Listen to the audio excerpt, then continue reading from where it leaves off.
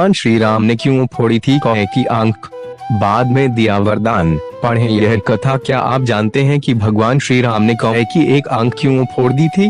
श्री रामचरितमानस में इस कथा का विस्तार से वर्णन किया गया है।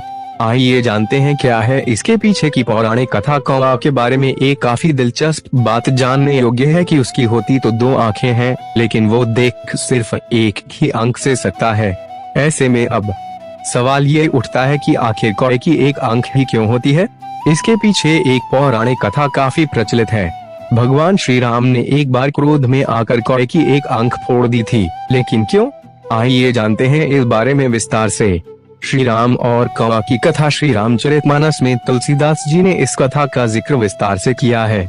कहा जाता है कि एक बार इंद्रदेव के पुत्र जयंत ने भगवान श्री राम की परीक्षा लेने की सोची।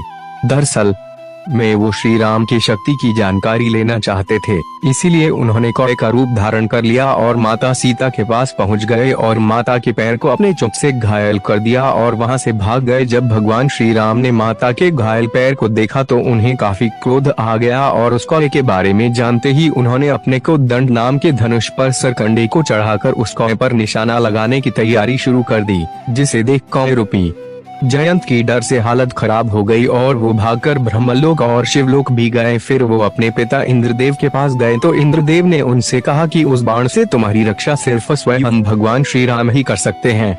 इसके बाद वो भागते हुए भगवान श्री राम के चरणों में आकर गिर गए और अपने किए की माफी मांगने लगे। तब भगवान राम ने कहा कि वो इस बाण को वापस तो नहीं ले सकते हैं, लेकिन उससे कम आघात पहुंचा सकते हैं। ऐसे में श्री राम ने अपने उस बाण से कौए के रूप में मौजूद जयंत की एक आंख फोड़ दी। उसी दिन से कौए को एक आंख वाला माना जाने लगा।